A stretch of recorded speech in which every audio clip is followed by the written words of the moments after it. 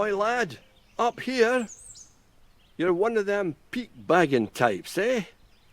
Well, I see you've dressed the part, but are you sure you can climb with these scrawny mitts of yours?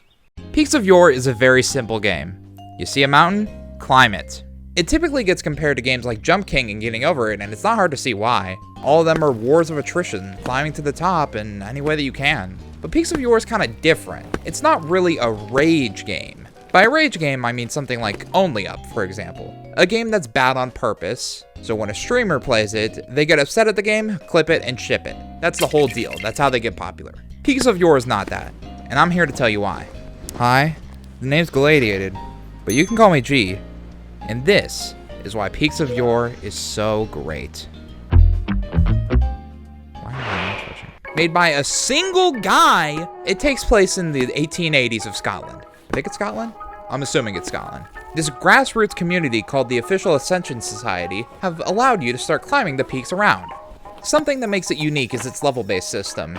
If you fall down the 4th mountain, you're not going to go to the 2nd, which should be expected.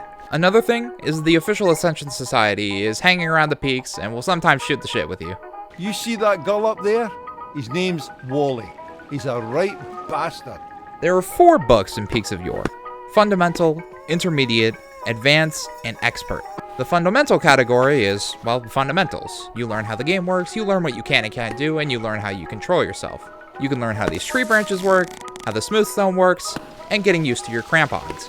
It has a few tough climbs, but plenty doable by any amount of players. The second is the Intermediate book. The Intermediate category strips you of your ropes and crampons and forces you to climb these boulders with just your skill alone. For some people, it might put them out of their comfort zone, but for me it was easier because I was simply used to not using that much rope. Third is the Advanced category, and this is where the game really starts getting tough. There's like a gnat or something.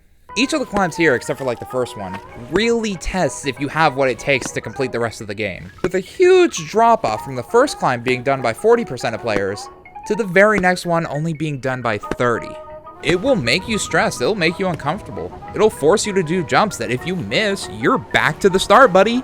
That's just it though. Most of the jumps in these mountains are mechanically easy.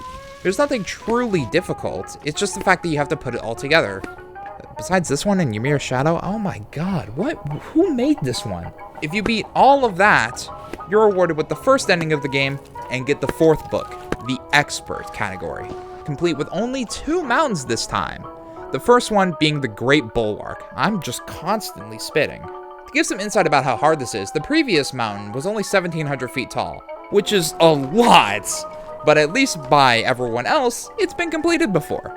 The first book in the Expert category, The Great Bulwark, has not been completed by the Official Ascension Society.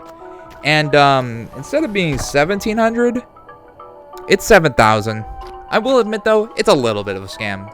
The Expert category has you climbing ice mountains, and to combat the ice, you have the ice picks, which you can change from your normal hands to your ice picks.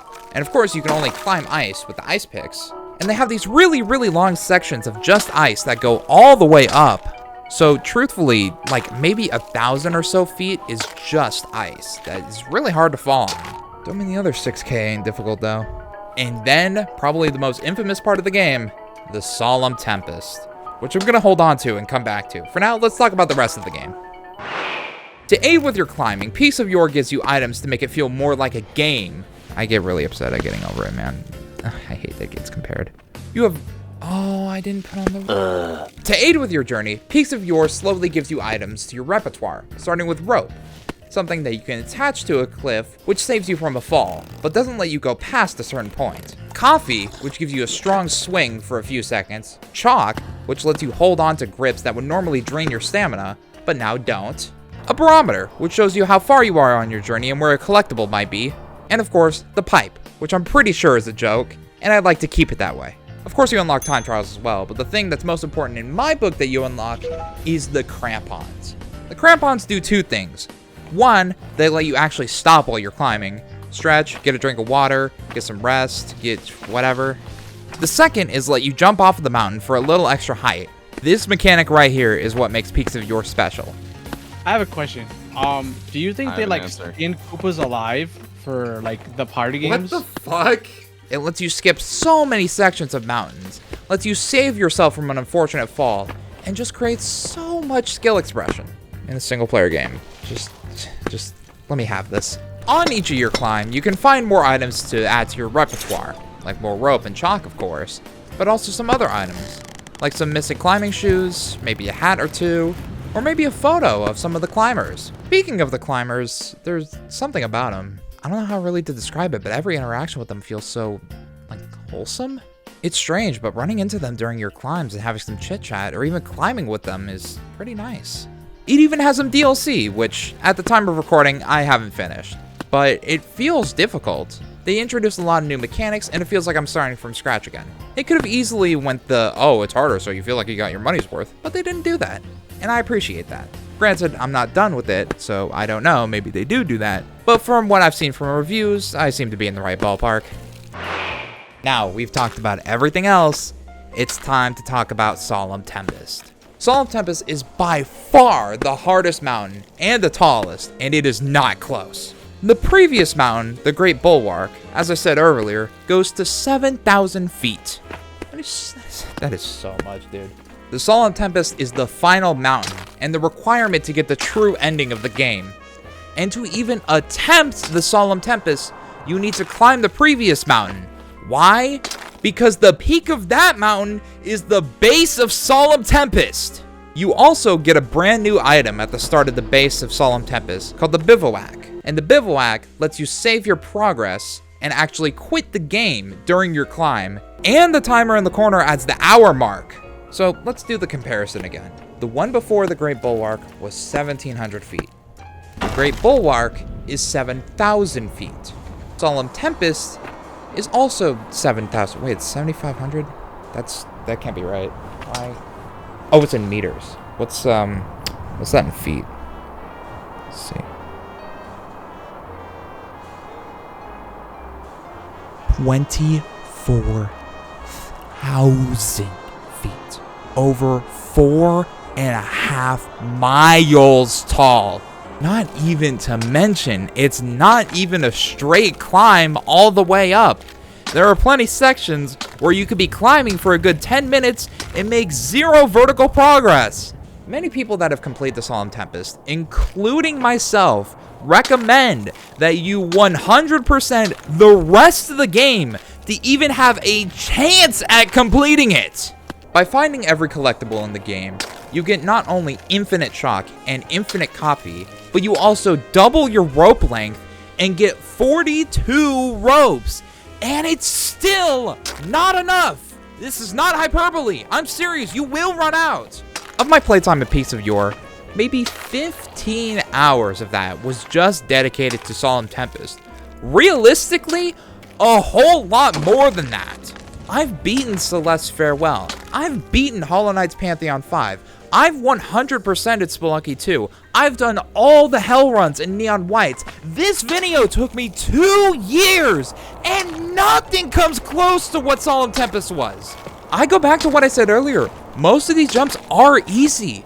It's the fact that you could just crack under the pressure and lose hours with an S of progress.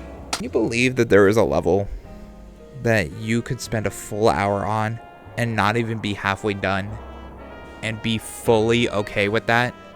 In fact, you are proud of that because you've done worse.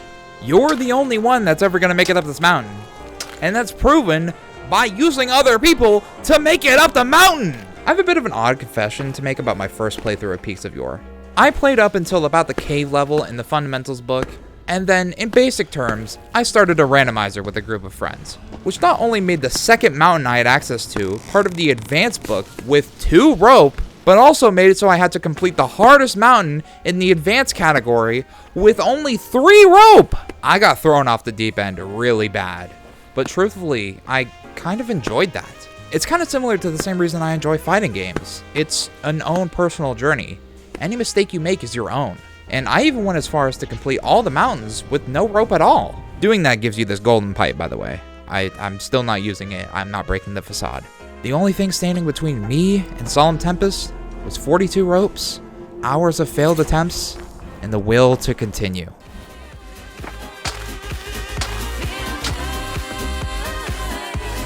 come on.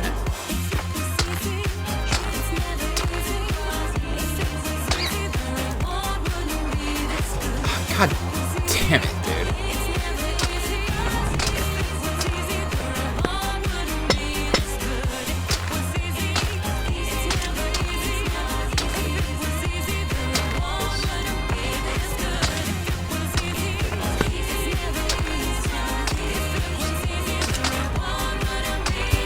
Can't imagine fall all the way down. Oh, my birdie's chirping. Hi. Hi, bird.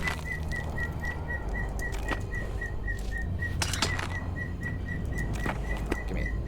Oh, yeah. As I always say, the climb shows your true character, and the peak frees your soul. Now, on the count of 3. 1, 2, 3.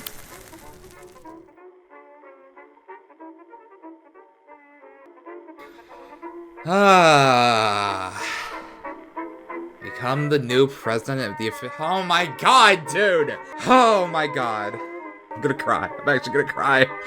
Peaks of Yore didn't come to me in a time I needed it. It didn't teach me something I needed to learn. It wasn't something I needed to do. But it was beautiful nonetheless. Thank you, Anders. You've done something great here. And I just hope more people can appreciate it. Have a good one.